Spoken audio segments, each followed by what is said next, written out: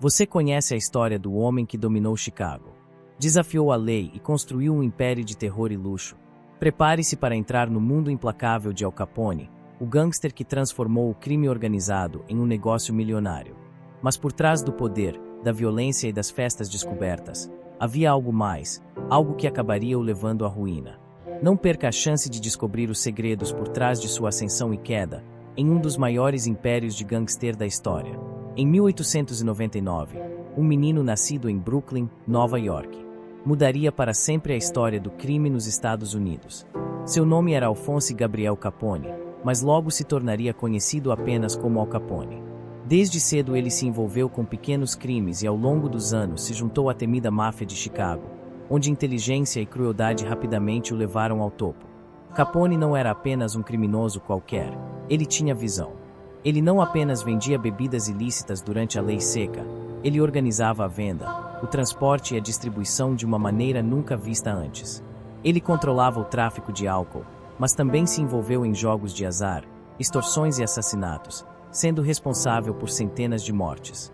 No entanto, a verdadeira genialidade de Capone estava em transformar a sua máfia num negócio bem-sucedido. Ele não era apenas um criminoso, ele era um CEO do crime. Ele começou a ser chamado de o Rei de Chicago, com sua imagem de gangster invencível, ganhando popularidade. Mas como todo o império dele também tinha seus inimigos, e a guerra pelo controle de Chicago nunca foi fácil. A violência era incessante, e a cidade se tornou um campo de batalha entre facções rivais.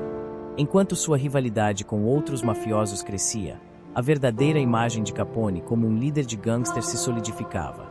Ele comandava com uma mão de ferro, mas também conquistava corações e mentes. Ele gastava seu dinheiro em luxo, organizava festas grandiosas e tinha uma rede de apoio composta por políticos, policiais e até empresários. A sua fortuna crescia, e ele parecia imbatível. Mas ao mesmo tempo, sua notoriedade aumentava. Al Capone era o homem que ninguém queria irritar e todos o temiam. O auge de seu poder aconteceu durante o famoso massacre de São Valentim, em 1929, onde 7 homens da gangue rival de Bugs Moran foram brutalmente assassinados. Esse evento se tornaria uma das imagens mais emblemáticas da era de Capone, mostrando a ferocidade com que ele operava. Era uma mensagem clara: Chicago é minha. Por anos, Capone parecia imbatível. Ele governava Chicago, eliminando rivais e subornando políticos e policiais. Ele acreditava que o dinheiro podia comprar tudo, e por um tempo, realmente comprou. Mas toda lenda tem um ponto de virada. E para Capone, a queda começou com um inimigo vencedor, a Receita Federal dos Estados Unidos. A polícia de Chicago e o FBI já sabiam há tempos que Capone era responsável por assassinatos, contrabando e extorsão, mas faltavam provas concretas. Ninguém ousava testemunhar contra ele, e qualquer um que tentasse desaparecia ou era encontrado morto. A lei parecia impotente contra o gangster mais poderoso da América. Foi então que um jovem agente da Receita Federal chamado Frank Wilson teve uma ideia brilhante. Se não pudéssemos pegá-lo pelos crimes sangrentos, talvez pudéssemos pegá-lo por algo mais simples, a evasão de impostos. Era um plano audacioso. O crime organizado movimentou milhões de dólares na época da lei seca, mas esses lucros não foram declarados ao governo. O problema era que Capone não deixava rastros. Ele não tinha conta bancária e nunca assinava documentos diretamente ligados aos seus negócios ilegais. Ele sabia que cada papel recebido poderia ser sua sentença de morte. Mas houve uma falha. Os investigadores perceberam que, apesar de Capone viver uma vida de luxo extremo, oficialmente ele não possuía renda. Ele morava em uma mansão avaliada em milhões de dólares, usava ternos caros, jantava nos melhores restaurantes e distribuía dinheiro para aliados seus. Como alguém sem renda poderia bancar um estilo de vida tão extravagante? E foi aí que eles encontraram a chave para derrubá-lo: os registros de pagamento dos seus funcionários. Wilson e sua equipe passaram meses analisando registros ocultos, subornando informantes e coletando recibos deixados por Capone e seus capangas. Eles descobriram que, embora o próprio Capone não assinasse documentos, seus subordinados o fizeram. Uma gota d'água foi um simples livro-caixa encontrado em um bordel de Chicago. Ele continha anotações de pagamentos feitos a Al Capone. O destino do maior gangster dos Estados Unidos foi selado por algo que ele jamais esperaria: a contabilidade. Mas Capone ainda não foi derrotado. Ele tentou subornar promotores, ameaçar testemunhas e até oferecer um acordo para pagar os impostos atrasados. Mas dessa vez, o governo não cedeu. Em 1931, Al Capone era indiciado por evasão fiscal e conspiração criminosa. Quando o julgamento começou, ele tinha tanta certeza de que sairia impune que chegou ao tribunal sorrindo. Vestiu um terno elegante e cumprimentou os jurados como se fossem velhos amigos. Mas dessa vez, sua sorte acabou.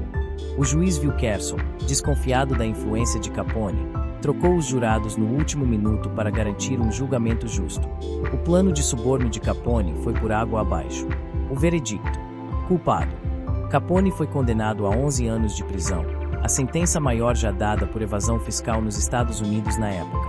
Quando a sentença foi lida, sua expressão mudou. Pela primeira vez ele viu que seu império havia acabado. O homem que governava Chicago, que assassinava sem medo e que comprava tudo ao seu redor, agora estava indefeso diante da lei. E assim, o maior gangster da América foi levado para trás das grades. Mas a história de Al Capone não termina na prisão. Mesmo atrás das grades, ele continua sendo uma lenda. No entanto, sua saúde se deteriorou rapidamente. Durante os anos em que passou na prisão de Alcatraz, Capone foi afetado por uma doença venérea adquirida durante seus tempos fora da prisão e por uma série de complicações mentais.